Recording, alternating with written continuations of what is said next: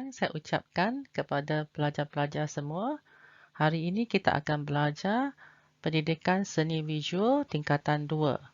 Tajuk 2, seni lukisan. Sebelum kita mulakan pelajaran hari ini, mari kita tengok standard kandungan. Terdapat 2 standard kandungan dan juga standard pembelajaran. Standard kandungan ada 3, 2.1 persepsi seni dalam seni lukis, pemahaman terhadap konsep seni lukisan dalam bidang seni halus, dan 2.2 eksplorasi seni dalam seni lukisan, eksplorasi dan aplikasi pengetahuan dalam penghasilan seni lukisan. Dan yang 2.3 ekspresi seni dalam seni lukisan, menzahirkan idea dan konsep melalui pelbagai sumber dalam penjanaan tugasan. Sekarang kita lihat standard pembelajaran. Murid boleh 2.1.1 menjelaskan definisi lukisan, 2.1.2 memperihalkan tentang perkembangan seni lukisan dari aspek 1 sejarah lukisan gua tempatan, 2 pelukis tempatan, 3 karya lukisan pelukis tempatan. Dan 2.2.1 membuat eksperimentasi dan penerokaan media dan teknik dalam penghasilan seni lukisan menggunakan 1 media dan juga 2 teknik. Dan akhir sekali 2.3.1 memperterjemahkan lakaran asas dan perspektif dengan berpandukan gambar secara kreatif berdasarkan subjek pilihan. 1. Figura manusia dan haiwan, skala tubuh manusia dan haiwan, 2. Aksi lukisan perspektif, 1 titik lengkap, 2 titik lengkap dan 3 titik lengkap. Definisi lukisan.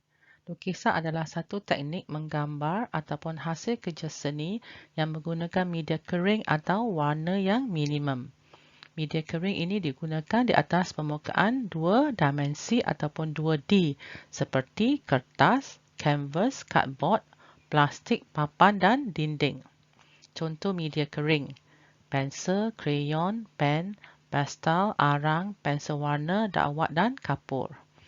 Lukisan boleh menjadi hasil karya tersendiri selain menjadi asas kepada penghasilan karya seni lain. Contohnya seperti seni catatan, seni cetakan, seni arca dan lain-lain.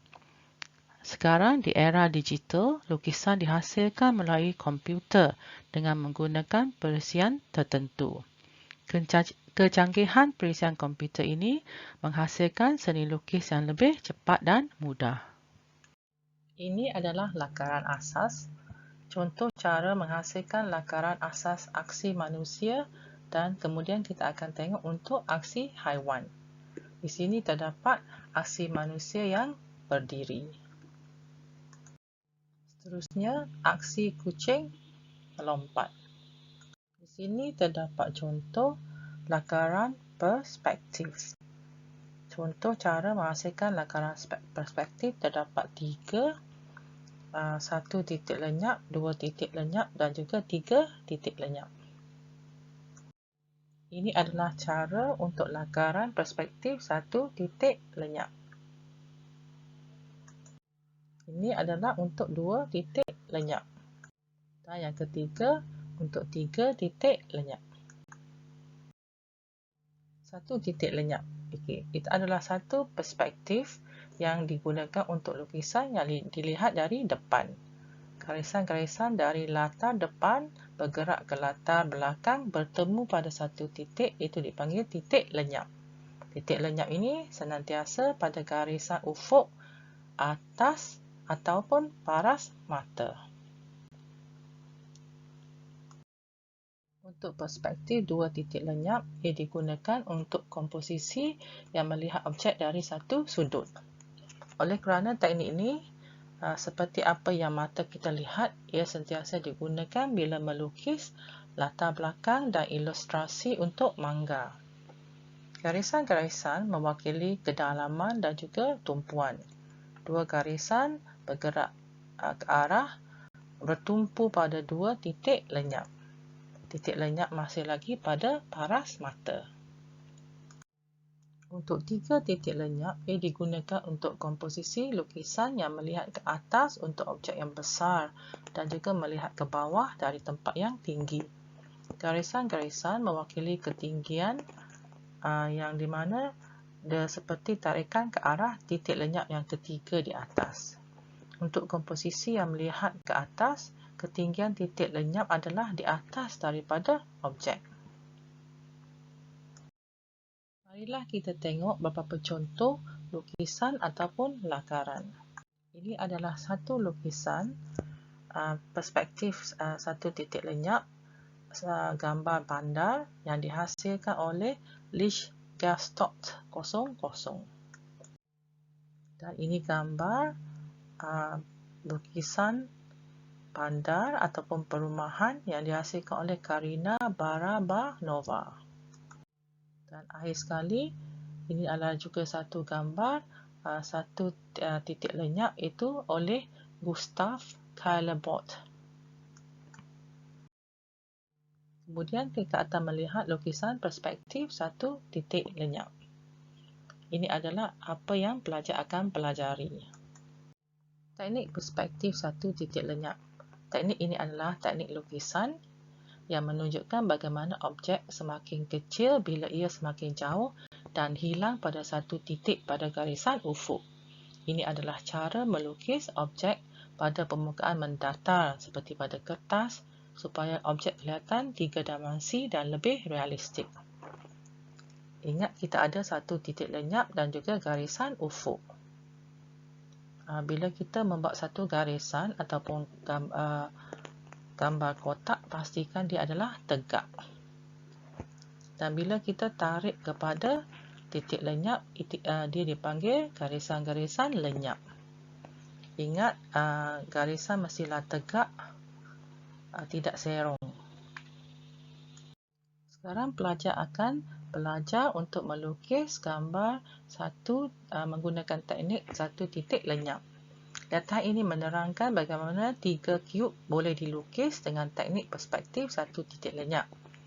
Objek di atas garisan ufuk dilukis seolah-olah seperti anda melihat ke atas mendongak, dan objek di bawah garisan ufuk dilukis seperti anda melihat ke bawah ataupun tunduk, dan objek di garisan ufuk dilukis pada paras mata.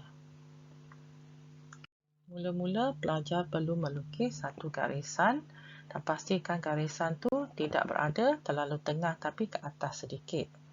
Kemudian letakkan satu titik di bahagian tengah dan lukiskan satu empat segi tepat di bawah. Kemudian tarik semua penjuru empat segi itu ke arah titik lenyap. Setelah itu, binalah kotak itu dengan melengkapkan dengan garisan. Ini adalah contoh satu kotak ataupun cube yang lengkap. Untuk gambar yang kedua, lukislah satu segi empat tepat di atas daripada garisan ufuk. Tadi kita lukis di bawah, sekarang kita lukis kotak ni di atas.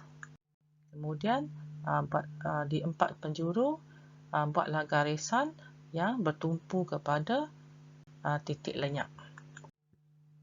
Ini adalah, kemudian sambung, pastikan kotak itu, segi empat tempat itu dijadikan satu kotak ataupun cube. Dan ini adalah cube kita yang kedua. Setelah itu, untuk kotak yang ketiga, buat satu segi empat tepat di atas garisan ufuk. Dan kemudian daripada empat penjuru tarik ke titik lenyap. Setelah itu, binalah daripada segi empat tepat itu, binalah menjadi satu kotak. Sekarang pelajar boleh menggunakan template ini untuk menghasilkan lukisan yang menggunakan teknik perspektif satu titik lenyap. Ini akan dibuat semasa kita membuat latihan nanti. Ini adalah contohnya di mana pelajar boleh melukis jalan dan juga bangunan. Dan bangunan itu boleh ditambah baikkan supaya dia berbentuk 3 dimensi. Ini adalah contoh seterusnya di mana pada garisan ufuk di mana ada titik lenyap bolehlah dilukis matahari dan di atas boleh dilukis awan. Setelah lengkap, bolehlah tambah pada jalan raya seperti kereta dan objek lain. Kemudian pelajar bolehlah mewarnakan lukisan.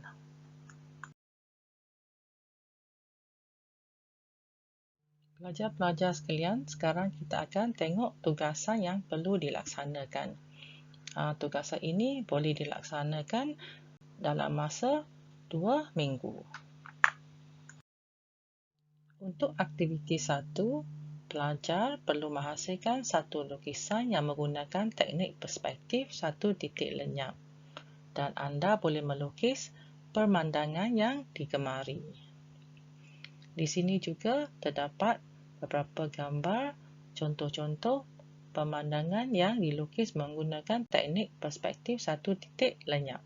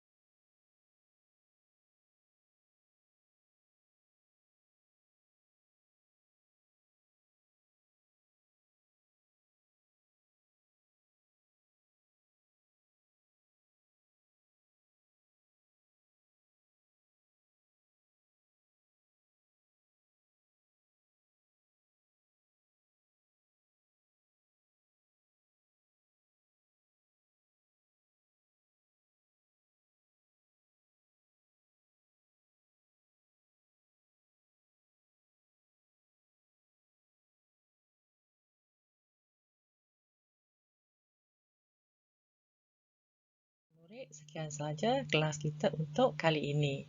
Semoga semua murid-murid telah belajar dan mendapat manfaat.